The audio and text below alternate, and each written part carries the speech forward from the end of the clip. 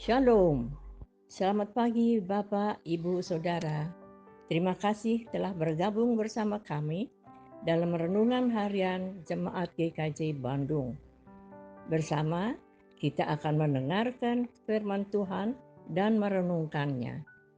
Sabtu 27 Juli 2024. Shalom dan selamat pagi Jemaat GKJ Bandung yang dikasihi Tuhan. Semoga kita selalu ada dalam keadaan yang sehat dan penuh sukacita.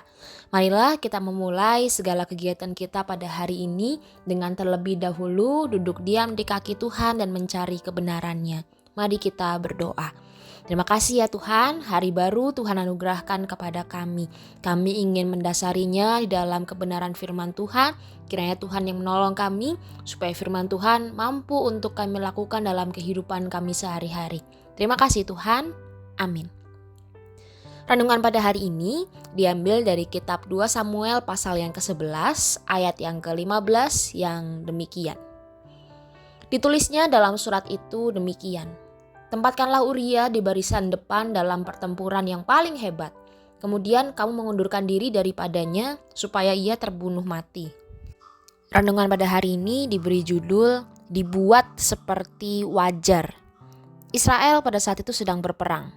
Daud yang mengingini Betsheba meminta Yoab untuk menempatkan Uria di medan yang paling gawat supaya ia terbunuh. Ketika Yoab menyampaikan instruksi itu kepada Uria, pasti banyak sekali perwira Israel yang mendengar.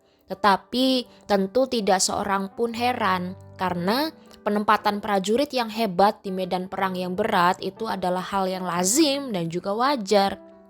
Mereka pun pasti menilai wajar juga ketika Uria gugur di medan perang. Gugur dalam medan perang untuk seorang pahlawan tentu saja adalah hal yang wajar. Dan memang itulah yang Daud inginkan, merekayasa segala hal supaya setiap orang menilai bahwa segala hal yang terjadi berkaitan dengan kematian Uria semuanya lazim dan wajar. Sebagai seorang raja, tindakan Daud memberi instruksi kepada Yoab juga tentu tampak lazim dan juga wajar.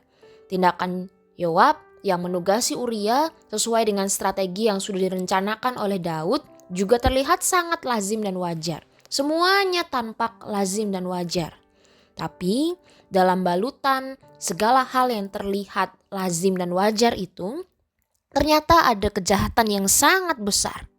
Daud merekayasa dan memanfaatkan kesan kewajaran dan kelaziman itu untuk bisa mencapai tujuan jahatnya.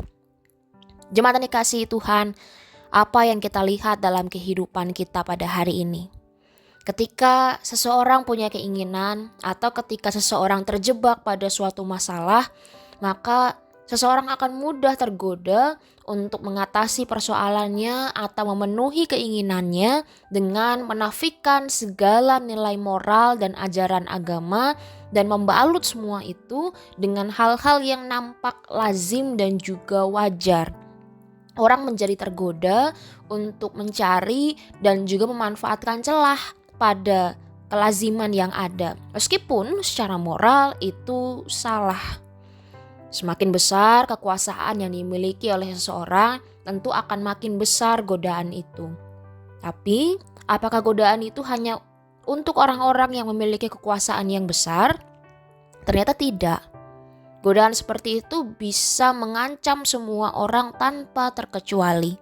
Maka, sebagai orang percaya yang sudah mendapatkan teladan kebenaran dari Tuhan, marilah kita senantiasa memohon hikmat daripada Tuhan agar kita dimampukan untuk menyatakan benar terhadap hal yang jelas benar dan berani untuk menyatakan salah terhadap hal yang jelas salah.